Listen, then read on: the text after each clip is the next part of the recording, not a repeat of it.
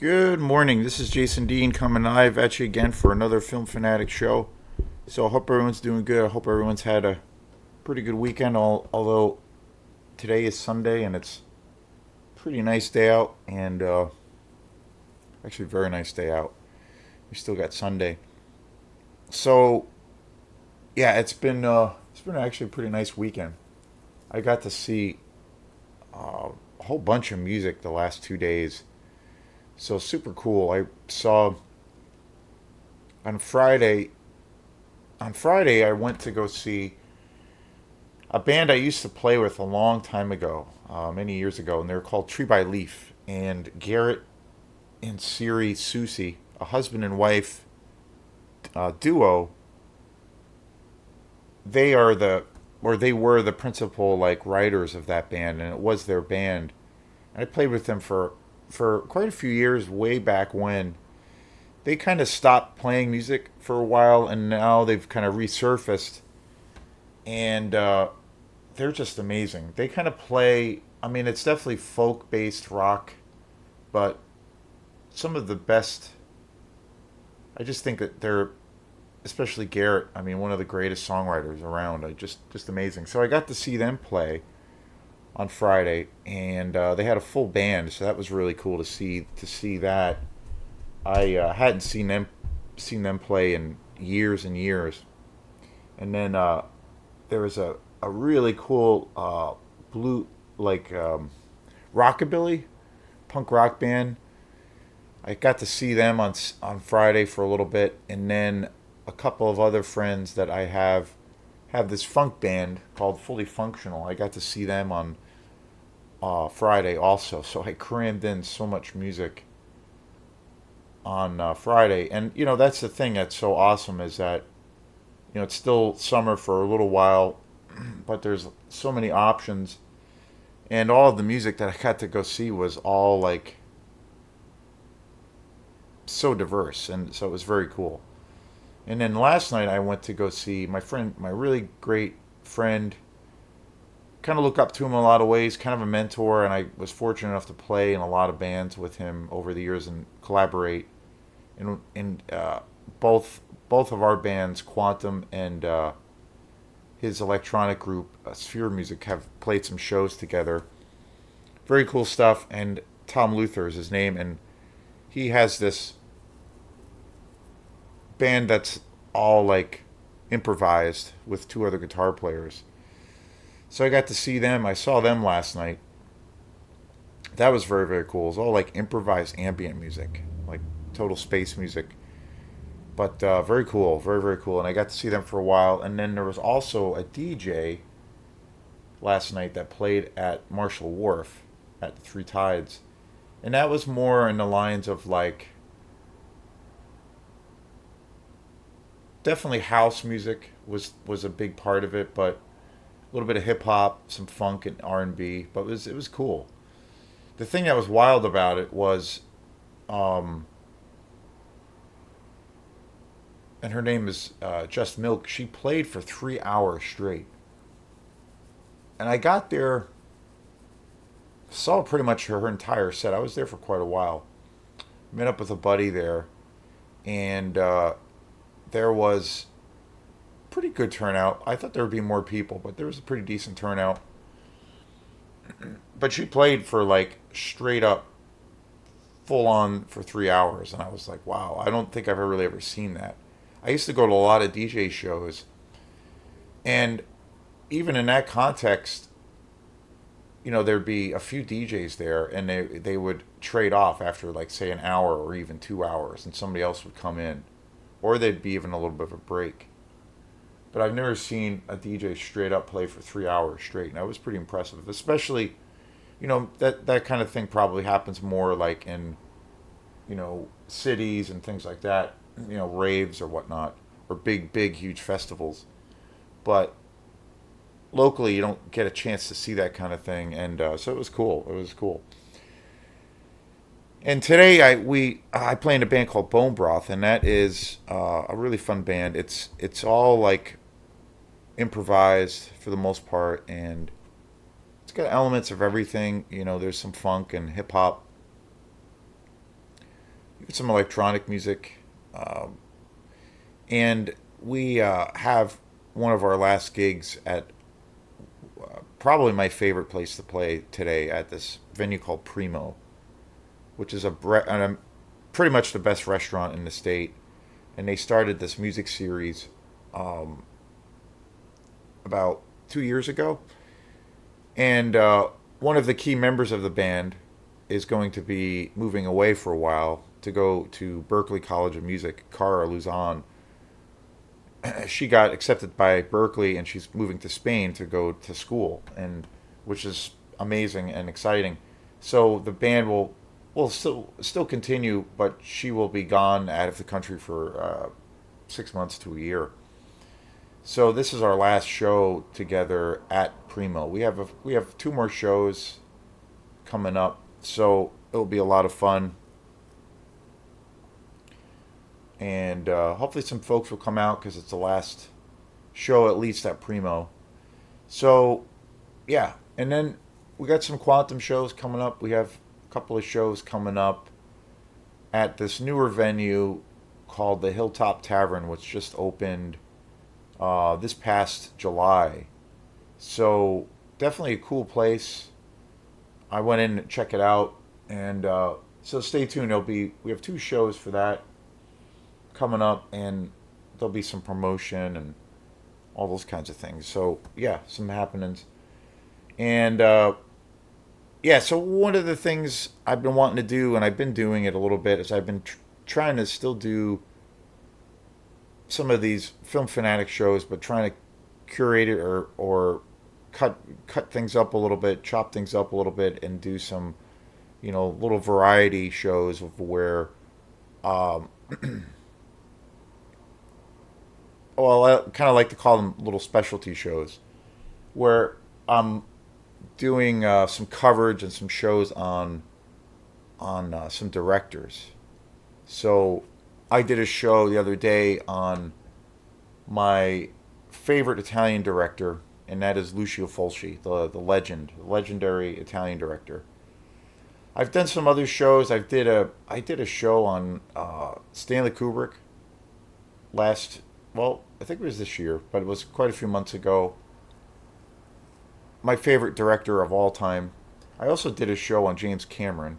I've done coverage of a few other directors, I believe, but I like to tie it all in together by doing these shows and try to look at them as kind of specialty shows. There's a lot of directors I really really love, so instead of just doing the straight up movie review, kind of wanted to do a presentation or a little talk on my favorite directors. So today is going to be one of those shows, and today is going to be about one of my favorite directors in horror, and that is William Lustwig, or Bill Lustwig. He has directed so many great movies. He directed my favorite movie, my favorite slasher grindhouse movie of all time. And that is called Maniac. That movie is just such an utter masterpiece. Um, that came out in 1980. He's also responsible for the Maniac Cop series. Just an amazing movie. Um, the other interesting fact, before I get into his movies, I was looking him up, and I think I'd heard about it before, but he's actually the nephew, which is totally crazy, the nephew of the middleweight, one time was the middleweight heavyweight champion of the world, Jake LaMotta, which is crazy.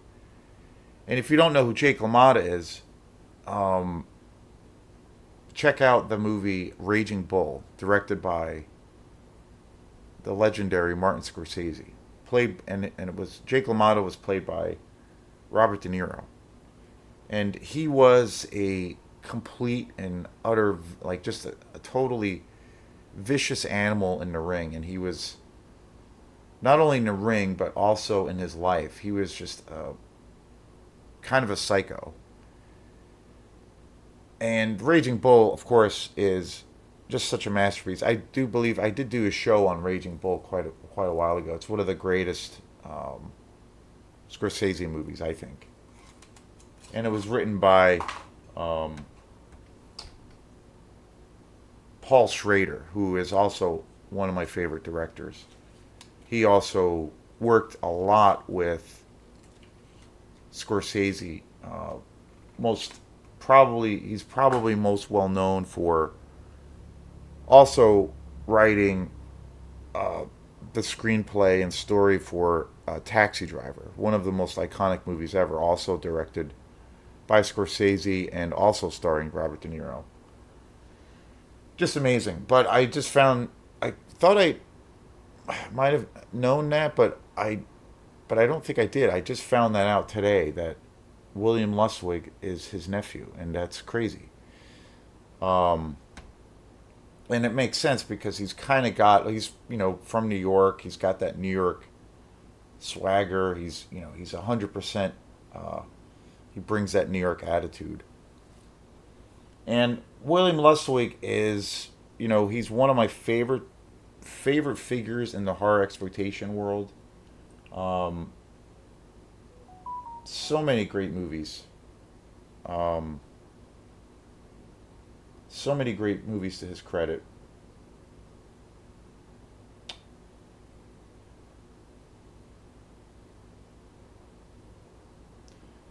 But my favorite always is has always been Maniac. I just feel like that movie is kind of the quintessential slasher movie. It's so brutal. Um, I know a few people that have talked about it more so online that it's too much for them. They can't watch it because it is brutal. But to me, it's like the epitome. It captures the essence of New York, and it's especially in the '70s and '80s. And it's so gritty, it's so dirty, and it's brutal as all hell. And it's just a masterpiece. I got that on Blu-ray a couple of years ago, um, and I love that movie to death. It's the Blu-ray edition that I got for it is just amazing, just incredible. And Maniac starred the iconic actor Joe Spinell, legendary actor in the exploitation world. He also did lots of commercial movies. He was in The Godfather. Just a insane, amazing, and also just an amazing personality. Um, Hyla Morrow also starred Rita Montoni, and of course the legendary Tom Savini, who is probably the most well respected, probably the greatest practical effects um, person in all of horror films. Um, he had just come off of Friday the 13th, the original. He's done so many movies. His track record is just, one movie after the other. In the 70s and 80s, he was literally doing every slasher film that was coming out, every kind of underground horror slasher movie that was, being put out. Uh, I've seen interviews with him where he was so busy. I've seen him talk about where he was so busy at one point he could not even really remember if he was involved with a particular movie. There was one movie. There's one movie that I really love. This like totally sleazy, awesome horror exploitation movie called Midnight, which is such an awesome movie. And I did a show on that, and that came out in the early '80s. And he talks about because how busy he was during that period, and he was just in constant demand. He didn't even remember doing the effects on the show because he did some design. He didn't do a ton of stuff, but he did do some design and some of the gory scenes in the film. He was in charge of that, but he in this interview he was talking about how he was just so insanely busy that he just didn't even remember being involved with it. He also did a movie um, with Bruce Campbell. He worked with Bruce Campbell, a Maniac Cop. Um, he also did this movie, which I don't think I've ever seen, called Vigilante, which is this another kind of real gritty film of his. But he's probably most well known for the Maniac Cop series. Those movies are just awesome. I don't have the other ones. There's like three or four of them. I only have the first one. Amazing movie. Um, you know, just iconic. I got to see that on the big screen this year, and that was awesome. Um, Down in Waldoboro, uh, that was just great. Um, One of the best, like, kind of slasher exploitation movies ever made.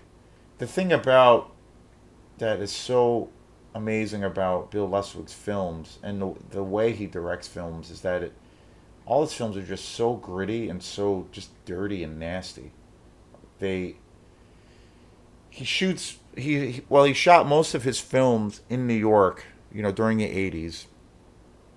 And so you just when you see his films, especially Maniac Cop or especially Maniac, but when you see his films, you're just transported like in a time machine to that period of New York when New York was a very different place in the 70s and 80s.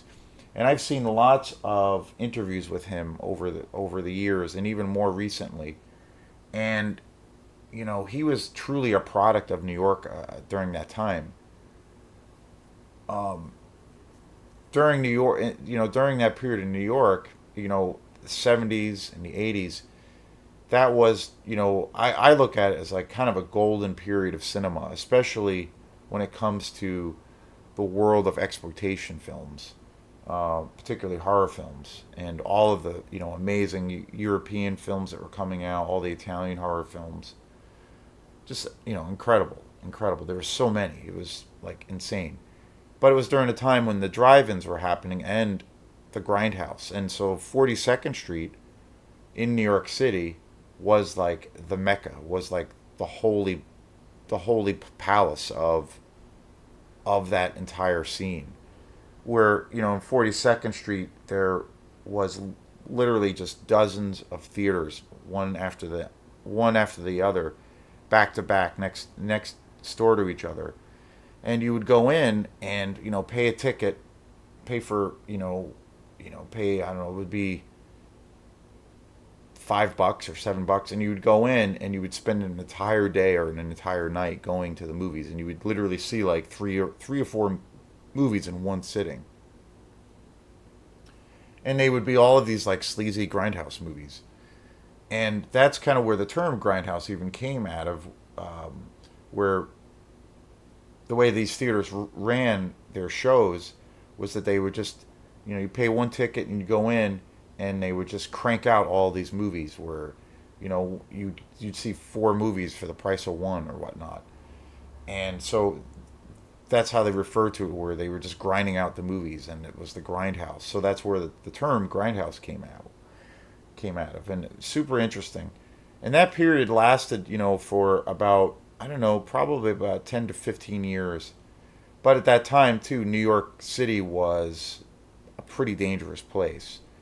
And there were all these stories on how, that whole area was incredibly dangerous, and people would get, held up, or people would get mugged routinely. There were drugs everywhere. Prostitution was everywhere. It was truly a dark and dingy environment. I mean, to say the least.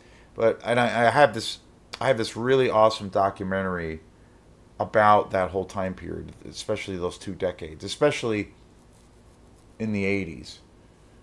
The grindhouse cinema kind of ran from like, the mid mid to late 70s till about the mid to late 80s.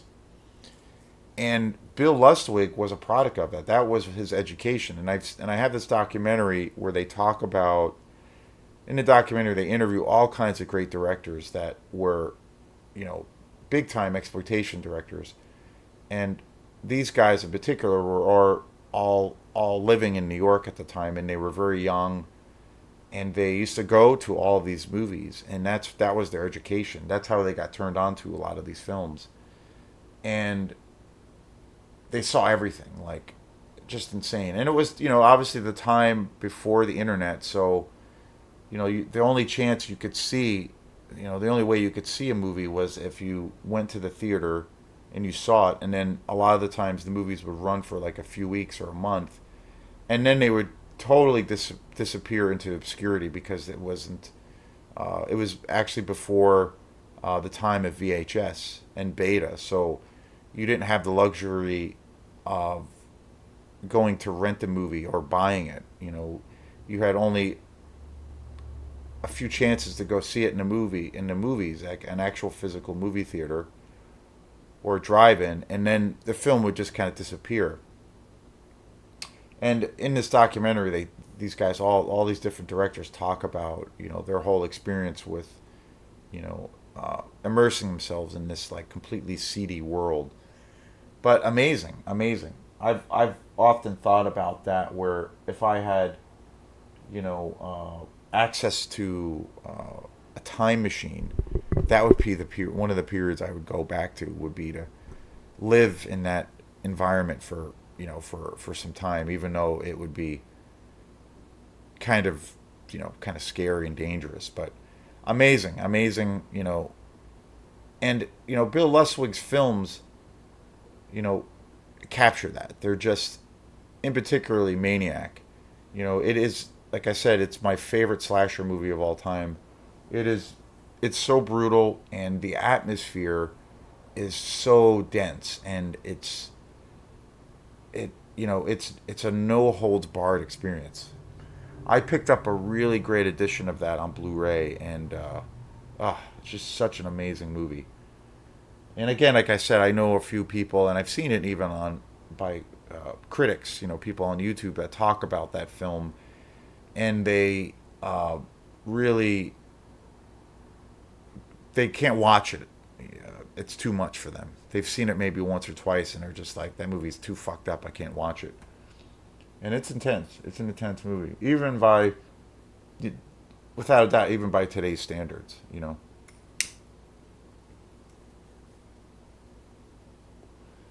after his heyday of making, especially with Maniac and Vigilante and the Maniac Cop series, which was a huge franchise. He eventually he kept directing. Bill Lustwig directed a bunch of movies in the '90s and various other movies that were pretty good. But he kind of retired. He kind of retired about, I don't know, it was maybe 10 or 15 years ago. He more or less retired as a director.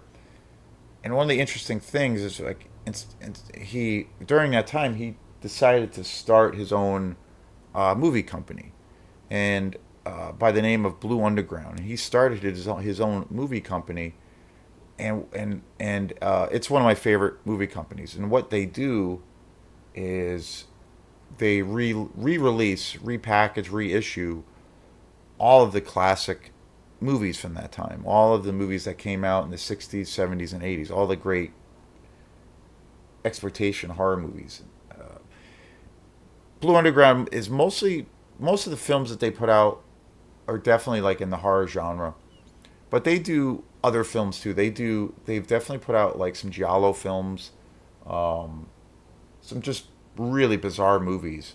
But I think primarily it's safe to say that most of the movies that they've put out are definitely in the horror genre.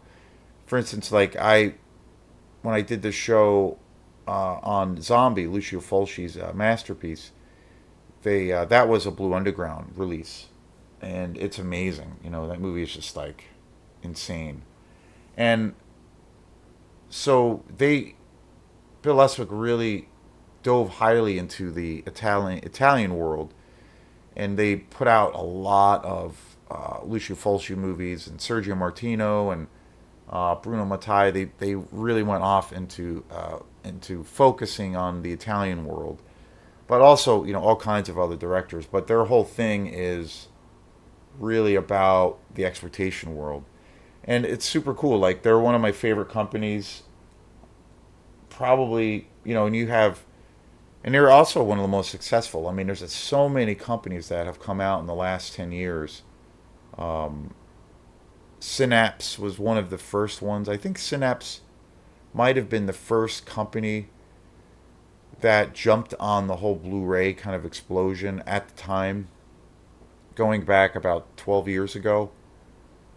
And they started releasing all kinds of exploitation and grindhouse movies. And now you have, you know, a ton of companies. Severin is one of the best ones that's come out. That they've been around for quite a few years. I believe Synapse was the first company that kind of kicked that off. And then eventually, like Blue Underground started. Bill Lustwig started Blue Underground. Um, there's Arrow. There's another company. That's another company that's really good. My favorite company of all time is Mondo Macabra. They and all of these companies just focus on all of these really obscure exploitation movies. But I think, for my money, my favorite company, and I've talked about it before, is Mondo Macabro. Like they take the deepest dive, as far as I know. Like if you like the grimy, sleazy, weird world of exploitation, Mondo Macabro like takes the deepest dive. Like they go in the darkest depths, and because of that, because the movies are so obscure, like pretty much, I have a lot of their titles now. I'm looking to get some more, but pretty much all the movies that I've bought from Mono Macabre, I've never seen before. So it's just an awesome discovery, or a time of discovery. But and I like getting back to Bill Luswig. I've seen interviews with him where he talks about the reason he kind of started Blue Underground was he felt like, in a way, he was like he wanted to kind of pay it forward, which I thought was really cool. Meaning, like he wanted to pay tribute to the genre that he loved so much, and the genre of filmmaking, and the the horror exploitation world that he felt you know inspires him now, but create helped put him on the map as a director. And he wanted to pay it forward and to like bring light to all of these movies that you have this small kind of underground fraction of the public that is hardcore about these films and they love them, but outside of that, they're a lot of people don't know about these movies. So he looked at it as this project of where he wanted to pay it forward and give these guys, all these great directors, all these great films, um, give them some kind of limelight, bring them to the table, and super cool. Like realizing, I just think that's awesome for an artist to like not forget about where he came from or his roots, and then if you have the ability to, or to some degree, you kind of talk about that, and you bring that to the forefront, because that's where it started. That's the heart, that's the source. So I always thought that was really cool and super respectful and commendable that he that he's done that. Even though, like, it's probably safe to say at this point his days of being a director seem to be that chapter seems to be closed. And he's still young. He's only like he was really young when he made those early films, but I think he's like in his mid to late 50s now, but he's still prolific, just in a different way.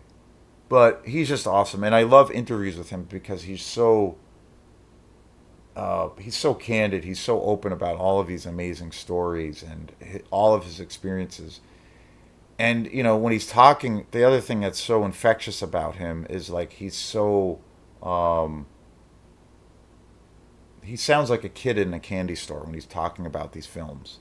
Like he's just first and foremost just like such a huge super fan, and he's just so enthusiastic and so passionate about these movies, and it's so genuine, and he's got this whole like New York swagger thing, and he's super funny. He doesn't take himself that seriously, and I just love that he comes across that way. and that he is that way, and it's real genuine. And I just think that that is, um, where it's at, especially for somebody that I think is one of the most important figures in the world of horror exploitation. Bill Lustwig. I think he's like one of the key players. Um, and Maniac, when that first came out, that was one of the most. I've seen interviews with him, like I said many times, and he talks about when that movie came out. That movie was so many people tried to shut that movie down. He had all kinds of different women's groups were protesting that movie, saying that because of the violence towards women in that film, I mean, it's brutal as all hell. And so many feminist groups were trying to shut that movie down and protesting it. And it's always that thing of like whenever that happens, it just increases the demand. It always backfires to a degree. I always wonder about that when that happens when you have these like conservative groups that call for censorship and banning things and trying to like take things out of the market. Um, do they ever think about what the fallout will be? Because time and time again, it always just increases the demand for people to go see it. And in the long term kind of situation, it just increases the revenue for that project or that band, or that movie. It's something else, and it just always plays out that way time and time again. But yeah, so I just wanted to do this show on Bill Lustwig. He's one of my favorite directors, and and I've talked about it too, where uh, I love all kinds of movies, but in the exploitation world, and I love all kinds of exploitation movies. My favorite style of film or genre is the slasher film. I can watch a slasher film any time of the day, any time at night, any day. That's my most beloved style of film, and I have a pretty good selection of slasher movies. And like again, in the '70s and '80s, there was like literally an explosion of these films. And Maniac always is my go-to. That's to me that is the ultimate in the slasher experience. And it was also like in the interviews I've seen with Bill Lustwig about that movie. It was during the time when, and it goes back to why it's kind of considered an exploitation movie. Is it was during the time when Jaws had just come out, Steven Spielberg's Jaws, which is a masterpiece. But that movie commercially was a huge success, and Bill Lustwig said that they wanted to take that concept um, and put like the that movie, but not instead of a shark, they wanted to use a serial killer, and the apex predator was going to be this crazed serial killer, and they took this idea, they just totally ripped off that concept of what Jaws was and tried to put it in the form of a slasher film. It's pretty funny, but yet you might not see that when you see the film, but you do, but I do. And in particular, there's like a little bit of a tipping of the hat to Jaws, because it actually takes place just like Jaws in the very beginning, of where there's these two people that get killed at a beach, which is exactly what happens in the opening of of Jaws. And Bill Lustwig said he wanted to make Jaws, but Jaws on land, and I just think that's pretty funny. So yeah, amazing. So if you haven't ever seen Maniac or any of the work of Bill Lustwig, got to check it out. He's an icon, and he's just an awesome dude. So thanks again, and we will see you next time. Peace.